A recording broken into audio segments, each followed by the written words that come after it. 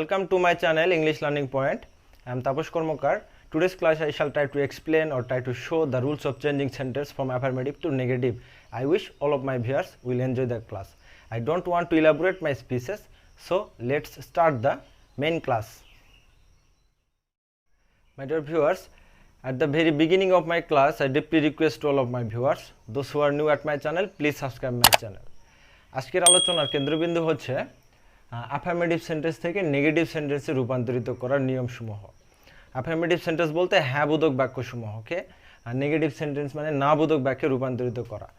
তো হ্যাঁ বোধক বাক্য বলতে যে সেন্টেন্স কোনো কিছু স্বীকার করে, that is positive statement express করে, তাকে অ্যাফার্মেটিভ সেন্টেন্স বলে। যেমন সে কঠোর পরিশ্রম করে, this is an example of affirmative sentence. Negative sentence বলতে যে সেন্টেন্স কোনো কিছু নেগেটিভ স্টেটমেন্ট এক্সপ্রেস করে বা না বোধক অর্থ প্রকাশ করে, তাকে নেগেটিভ সেন্টেন্স বলে। তো নেগেটিভ সেন্টেন্স চেনার জন্য no, not, never, neither, nothing, nobody, no one, এছাড়া নেগেটিভ অর্থ প্রকাশ করে এরকম আরও কিছু ওয়ার্ড রয়েছে, যেমন হার্ডলি, সেলডম, স্কেয়ার্সলি। এই জাতীয় শব্দসমূহকে নেগেটিভ সেন্টেন্সের আওতাভুক্ত করা যেতে পারে। তো মাই ডিয়ার ভিউয়ার্স, আমি বলতে চাই যে যখন আমরা অ্যাফার্মেটিভ সেন্টেন্স থেকে নেগেটিভ সেন্টেন্সে রূপান্তরিত করতে যাব, দ্যাট টাইম অ্যাফার্মেটিভ সেন্টেন্সের মূল শব্দটি আমাদেরকে ফাইন্ড আউট করতে হবে এবং সেই শব্দে আমাদেরকে নট বসিয়ে, সেই বাক্যে নট বসিয়ে আর ওই মূল শব্দের অপোজিট ওয়ার্ড বসিয়ে জেনারেলি অ্যাফার্মেটিভ থেকে নেগেটিভ সেন্টেন্সে রূপান্তরিত করা হয়। যেমন Hasan is a active student. আমি যদি এটাকে নেগেটিভে ট্রান্সফর্ম করতে চাই, that time I have to say Hasan is not lazy student. Similarly আমি বলতে পারি ম্যান ইজ মর্টাল, তখন আমাকে বলতে হবে ম্যান ইজ নট ইমমর্টাল। তো এখন আমি মেন ক্লাসে যাচ্ছি। মাই ডিয়ার ভিউয়ার্স, এখন আমি আপনাদের সামনে অ্যাফার্মেটিভ থেকে নেগেটিভ সেন্টেন্স রূপান্তরিত করার যে টেকনিকসমূহ সেগুলো নিয়ে কথা বলছি। তো 1 নম্বরে লিখেছি অ্যালোন বা অনলি যুক্ত অ্যাফার্মেটিভ সেন্টেন্সকে যখন আমরা নেগেটিভে ট্রান্সফর্ম করতে যাব, দ্যাট টাইম যদি এই দুটি শব্দ যুক্ত থাকে এবং সেগুলো যদি ব্যক্তি বা সাধারণভাবে কোনো বর্ণনা প্রকাশ করে, তাহলে আমাদেরকে নান বাট লিখতে হবে। আর ওই শব্দগুলো যদি বস্তু প্রকাশ করে, তাহলে নাথিং বাট, এবং বয়স বা সংখ্যা নির্দেশ করলে নট মোর দ্যান অথবা নট লেস দ্যান। তো মাই ডিয়ার ভিউয়ার্স, আমি এই 1 নম্বর কৌশলটিকে ব্যাখ্যা করার জন্য এই যে নিচের উদাহরণগুলোর দিকে একটু তাকাচ্ছি, এগুলো সলভ করব এখন। তো তাহলে বিষয়টি ক্লিয়ার হবে। প্রথমে লিখেছি, দেখেন যে only the graduate should apply for the post. তো মাই ডিয়ার ভিউয়ার্স, এই যে অ্যাফার্মেটিভ সেন্টেন্স, এই সমস্ত বাক্যগুলোকে আমি এখন নেগেটিভে ট্রান্সফর্ম করে দেখাবো। অনলি যুক্ত রয়েছে, তো অনলি যুক্ত থাকার কারণে এটা সাধারণত ব্যক্তি, দ্য গ্রাজুয়েটস এটা ব্যক্তি বা সাধারণভাবে কোনো বর্ণনা এক্সপ্রেস করছে। আর that time I have to use naan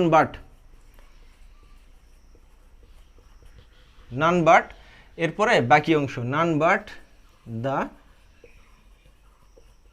graduates should apply for the post. My dear viewers, একটি কথা বলতে চাই, বাক্যের মধ্যে অনলি বা অ্যালোন যেখানেই থাকুক না কেন, এইরকম ক্ষেত্রে একদম বাক্যের শুরুতে লিখতে হবে। তো মাই ডিয়ার ভিউয়ার্স, এর পরবর্তীটা আমি দেখছি এক্সাম্পলটি, the poor man lives alone in this house. অ্যালোনযুক্ত বাক্যকে আমি নেগেটিভে ট্রান্সফর্ম করছি। এখানে দেখছি যে এই বাক্যটি পজিটিভে রয়েছে, তাহলে দ্যাট ইজ অ্যাফার্মেটিভ রয়েছে। এই বাক্যকে যখন আমরা নেগেটিভে করতে যাব, অ্যালোন এইটা ব্যক্তি নির্দেশ করছে, দ্য পুয়ার ম্যান। তাহলে এই যে অ্যালোন থাকলে সর্বপ্রথমে নান বাট লিখতে হবে, নান বাট, এরপরে যা আছে তাই, দ্য পুয়ার ম্যান লিভস, এরপর আর অ্যালোনটা লিখবো না কারণ শুরুতে লিখেছি, lives in this house. My dear viewers, এই দুটি নিয়মের মাধ্যমে অনলি বা অ্যালোনের যে কৌশলটি আমি এটা যে দেখানোর চেষ্টা করলাম, নান বাট ইউজ করে। এরপরেরটি আমি দেখছি যে Hima has only a few toys. My dear viewers, only যুক্ত রয়েছে, এরপরে এ ফিউ টয়েস এটা একটি বস্তু নির্দেশ করছে। তাহলে অনলি এর জায়গায়, অনলি এর যেখানে রয়েছে সেইখানে আমি নাথিং বাট লিখব। তাহলে হিমা হ্যাজ, অনলির পরিবর্তে nothing but a few toys. তো মাই ডিয়ার ভিউয়ার্স, এরপরের নিয়মটি যেটা দেখছি যে মানে বয়স বা সংখ্যা যদি নির্দেশ করে তাহলে যেটা করতে হচ্ছে, উদাহরণে লিখেছি যে করিম ইজ অনলি 12 ইয়ার্স ওল্ড। এই যে 12 একটা বয়স বা সংখ্যা নির্দেশ করছে, এই জন্যে আমি অনলির পরিবর্তে নট মোর দ্যান বা নট লেস দ্যান যে কোনো একটি ইউজ করতে পারতাম। আমি এখানে লিখছি Karim is not more than 12 years old. My dear viewers, আমি যে 1 নম্বর নিয়মটির কথা বলেছি তা 4টি উদাহরণের মাধ্যমে দেখানোর চেষ্টা করলাম। মাই ডিয়ার ভিউয়ার্স, এখন আমি 2 নম্বর যে কৌশল, পরবর্তী আমি 3টি কৌশল একসঙ্গে লিখেছি, 2, 3 এবং 4। এই কৌশলগুলোর জন্য আমি 2 নম্বরের জন্য একটা এক্সাম্পল ব্যবহার করেছি, এছাড়া 3 নম্বরের নিয়মের জন্য 3 নম্বর এক্সাম্পল এবং 4 নম্বরের জন্য আমি 4 নম্বর এক্সাম্পল ইউজ করেছি। তো আমি 2 নম্বরে দেখছি মাস্ট যুক্ত অ্যাফার্মেটিভ সেন্টেন্সকে নেগেটিভ করতে গেলে ক্যান নট বাট বা ক্যান নট হেল্প ব্যবহার করলে ভার্ব প্লাস আইএনজি ব্যবহার করতে হয়। তো এখন আমি দেখতে পাচ্ছি উদাহরণে যে 2 নম্বরের জন্য I must do the work. তাহলে মাই ডিয়ার ভিউয়ার্স, এখানে মাস্ট যুক্ত রয়েছে। এই বাক্যকে যখন আমরা নেগেটিভে রূপান্তরিত করতে হবে তখন আমি মাস্টের পরিবর্তে ক্যান নট বাট লিখব। তাহলে আই ক্যান নট বাট, এরপরে যা আছে তাই লিখব, ডু দি ওয়ার্ক। তো মাই ডিয়ার ভিউয়ার্স, আমি এখানে আরেকটি নিয়মের কথা বলেছি, এই যে ক্যান নট হেল্প যদি ইউজ করি দ্যাট টাইম আমাকে ভার্বের সাথে আইএনজি যুক্ত করতে হচ্ছে। তাহলে এই নিয়মটা আমি প্রয়োগ করে দেখাই। আই মাস্টের পরিবর্তে can not help, I can not help, এরপরে verb plus ING, that is এই যে ভার্ব ডু, এই সঙ্গে ডুইং দ্য ওয়ার্ক। তাহলে মাস্টযুক্ত বাক্যকে ক্যান নট বাট বা ক্যান নট হেল্প প্লাস ভার্বের সাথে আইএনজি যুক্ত করিয়ে নেগেটিভ সেন্টেন্সে ট্রান্সফর্ম করা যেতে পারে। তো এরপরে 3 নম্বরের যে কৌশলটি অলওয়েজ থাকলে নেভার প্লাস অপোজিট ওয়ার্ড, তো এর যে নিয়মটি উদাহরণ এখানে লিখেছি। উদাহরণ হিসেবে আমি লিখেছি I shall always remember you. তো এই যে অলওয়েজের পরিবর্তে আমি এখানে নেভার লিখব। তাহলে I shall never. My dear viewers, এরপরে যে ওয়ার্ডটি থাকবে তাকে অপোজিট ওয়ার্ডে পরিণত করতে হবে, বিপরীত শব্দ লিখতে হবে। রিমেম্বারের বিপরীত শব্দ ফরগেট। তাহলে I shall always remember you, এই বাক্যটিকে নেগেটিভে ট্রান্সফর্ম করলে দাঁড়াচ্ছে I shall never forget you.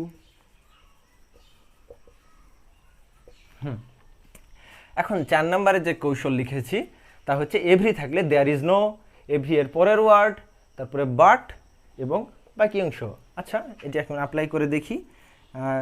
এক্সাম্পলে লিখেছি every man wants to be happy in life. তাহলে মাই ডিয়ার ভিউয়ার্স, এই যে এভরির পরিবর্তে আমি লিখব there is no. There is no লেখার পর এই যে এভরির পরের যে ওয়ার্ডটি থাকবে ওটাই এখানে স্থান পাবে, দেয়ার ইজ নো ম্যান। এরপরে মাই ডিয়ার ভিউয়ার্স, একটা এই যে নিয়ম অনুসারে বাট লিখতে হবে। তাহলে there is no man but, এরপরে বাকি অংশ এই যে ওয়ান্টস থেকে শেষ পর্যন্ত, there is no man but wants to be happy in life. তো মাই ডিয়ার ভিউয়ার্স, আমি এখন 2 নাম্বার, 3 নাম্বার এবং 4 নাম্বারের যে কৌশলগুলো তা 2, 3 এবং 4 উদাহরণের মাধ্যমে এগুলো অ্যাপ্লাই করে দেখানোর চেষ্টা করেছি। মাই ডিয়ার ভিউয়ার্স, এখন আমি অ্যাফার্মেটিভ থেকে নেগেটিভ সেন্টেন্সে ট্রান্সফর্ম করার পরের নিয়মগুলো নিয়ে কথা বলছি। আমি নিয়মসমূহ হিসেবে এখানে লিখেছি 5, 6, 7, 8, 9 এই কয়টি কৌশল আমি দিলাম, যে এই সমস্ত থাকলে নেগেটিভের সেন্টেন্সে রূপান্তরিত করার সময় এই শব্দগুলো ইউজ করতে হবে। তো আমি একটি কথা বলতে চাই, এই বিষয়গুলো মানে বোঝানোর জন্য আমি কিছু উদাহরণ ব্যবহার করেছি। এই যে 5, 6, 7, 8, 9 এর জন্য আমি 5, 6, 7, 8 এবং 9 এই উদাহরণগুলোর প্রয়োগের মাধ্যমে আমি এটাকে ব্যাখ্যা করব। তো আমি 5 নম্বরে লিখেছি Hasan is both a good student and a player. তো মাই ডিয়ার ভিউয়ার্স, এখানে আমি দেখতে পাচ্ছি 5 নম্বরে যে বোথ ডট ডট অ্যান্ড। তাহলে এই যে both dot dot dot dot and, এই দুটি শর্ত আমি দেখতে পাচ্ছি। তো এই ধরনের অবস্থা থাকলে আমাকে নেগেটিভ করার সময় নট অনলি বাট অলসো লিখতে হচ্ছে। তাহলে আমি লিখব হাসান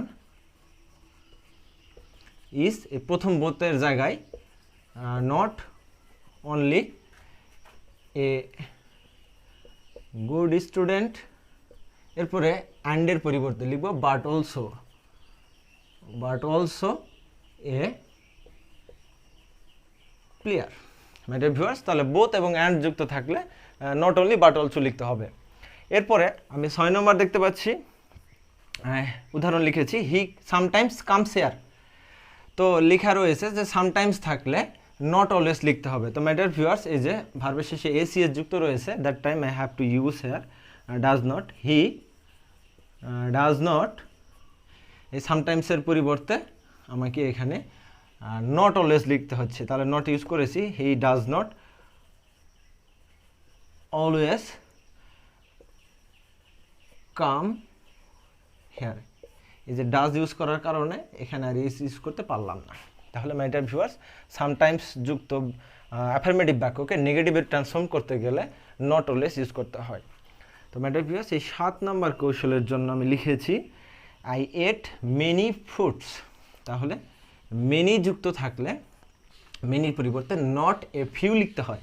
তো মাই ডিয়ার ভিউয়ার্স, এট মানে ইটের পাস্ট ফর্ম, আর that time I have to write here did. Negative করার জন্য আই ডিড নট, তারপরে এটের এই ভার্বটিকে আমাদেরকে বেস ফর্মে আনতে হবে, তাহলে ইট হবে। তাহলে কি দাঁড়াচ্ছে, আই ডিড নট ইট। এই মেনি থাকার কারণে আমি এখানে এ ফিউ লিখব। I did not it a few fruits. হ্যাঁ মাই ডিয়ার ভিউয়ার্স, এখন আমি যে 8 নম্বর যে টেকনিক্স, এইটার জন্য লিখেছি অ্যাজ সোন অ্যাজ থাকলে নো সোনার হ্যাড লিখতে হয়। তার জন্য এই যে 8 নম্বরটা ফলো করি। As soon as he heard the news he burst into tears. তাহলে এই অ্যাজ সোন অ্যাজকে আমি তুলে দিব, দিয়ে এই যে নো সোনার হ্যাড লিখব। নো সোনার হ্যাড, এরপরে পরবর্তী অংশ no sooner had he heard the news he burst into tears. তো মাই ডিয়ার ভিউয়ার্স, এই 9 নম্বর কৌশলের জন্য আমি লিখেছি এই যে এই উদাহরণটি। উদাহরণ হিসেবে দেখতে পাচ্ছি there is a little water in the glass. My dear viewers, এই যে লিটিল বা যদি মাস থাকে তাহলে নট মাস বা নট লিটিল লিখতে হবে। তাহলে আমি এই নিয়মটা অ্যাপ্লাই করে দেখি। লিখেছি there is a little water in the glass, এটাকে নেগেটিভ করলে দাঁড়ায় there is not much water in the glass. My dear viewers, এই যে লিটিল থাকার কারণে এই যে নট মাস আমি লিখলাম। তাহলে লিটিল থাকার কারণে নট মাস বা নট লিটিল যুক্ত করে নেগেটিভে ট্রান্সফর্ম করা যেতে পারে। মাই ডিয়ার ভিউয়ার্স, এখন আমি অ্যাফার্মেটিভ থেকে নেগেটিভ সেন্টেন্সে ট্রান্সফর্ম করার পরের নিয়মগুলো নিয়ে কথা বলছি। তো অনুরূপভাবে আমি পূর্বের মতো যথার্থভাবে এই যে 10, 11, 12, 13 এই নিয়মগুলোই লাস্ট এভাবে লিখেছি, এবং এগুলোকে ব্যাখ্যা করার জন্য অ্যানালাইসিস করার জন্য আমি উদাহরণ লিখেছি। আমি উদাহরণের মাধ্যমে প্রয়োগ করে দেখাবো। তো আমি 10 নম্বরের জন্য এই 10 নম্বরটা ফলো করতেছি। তো প্রথমে এখানে উদাহরণ হিসেবে লিখেছি যে Nishat is as beautiful as Poppy. তাহলে মাই ডিয়ার ভিউয়ার্স, অ্যাজ এবং অ্যাজ যুক্ত অ্যাফার্মেটিভ সেন্টেন্সকে নেগেটিভ করার সময় প্রথম অ্যাজের পরিবর্তে নট লেস, পরের অ্যাজের পরিবর্তে এই যে দ্যান ইউজ করতে হচ্ছে। তাহলে আমি এখানে লিখব নিশাত ইজ নট লেস, প্রথম অ্যাজের পরিবর্তে নট লেস, তারপরে বিউটিফুল এই অ্যাজের পরিবর্তে দ্যান।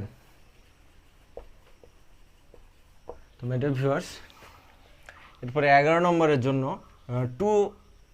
টু যুক্ত বাক্যকে যখন নেগেটিভে ট্রান্সফর্ম করব তখন আমি দেখতে পাচ্ছি এই যে টু, এই টু এর পরে একটা V1 ফর্ম থাকে এবং এই টু এর পরে অ্যাডজেক্টিভ থাকে। তো এই টু এর জায়গায় লিখব সো, পরের টু এর জায়গায় লিখব দ্যাট। তাহলে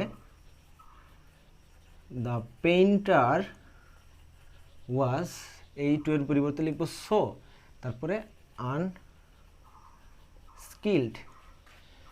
এরপরে এই টু এর পরিবর্তে লিখব দ্যাট।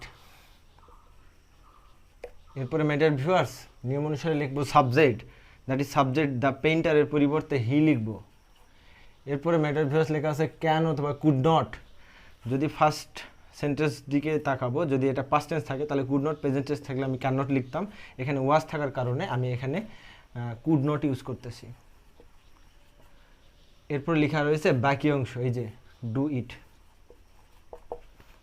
তো ম্যাডার ভিউয়ার্স প্রথম টু এর জায়গায় সো, পরবর্তী টু এর জায়গায় দ্যাট লেখার পরে সাবজেক্ট দ্য পেইন্টারের পরিবর্তে হি, এরপরে টেন্স অনুযায়ী ওয়াজ থাকার কারণে কুড নট ইউজ করেছি, তারপরে এই পরবর্তী অংশটুকু লিখলাম।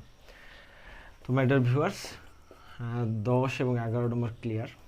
এরপরে আমি 12 নম্বর নিয়মের জন্য যে এক্সাম্পলটা লিখেছি তা হচ্ছে দ্যানযুক্ত অ্যাফার্মেটিভ সেন্টেন্স থেকে নেগেটিভ সেন্টেন্সে রূপান্তরিত করার জন্য tomato is cheaper than apple. তো ম্যাডার ভিউয়ার্স এটা একটা ডিগ্রি চেঞ্জের নিয়ম, আমি পূর্বের ক্লাসে এটা বলেছি। তাহলে শেষ সাবজেক্টটা আগে হবে আপেল, এরপরে ভার্ব ইজ, তারপরে লিখতে হবে নট, এই যে ম্যাডার ভিউয়ার্স নট। এরপরে আমাকে আসল নিয়ম লিখতে হচ্ছে আপেল ইজ নট অ্যাজ, এই যে কম্পারেটিভ ডিগ্রিকে পজিটিভে নিতে হবে, চিপ। তারপরে আবার একটা অ্যাজ লিখতে হবে, তারপরে এই বাক্যের প্রথম সাবজেক্ট টমেটো। তো ম্যাডার ভিউয়ার্স এই যে দ্যানযুক্ত পজিটিভ ডিগ্রি, পজিটিভ স্টেটমেন্ট, এটা অ্যাফার্মেটিভ স্টেটমেন্টকে নেগেটিভে করতে গেলে দ্যানযুক্ত বাক্যকে আমাকে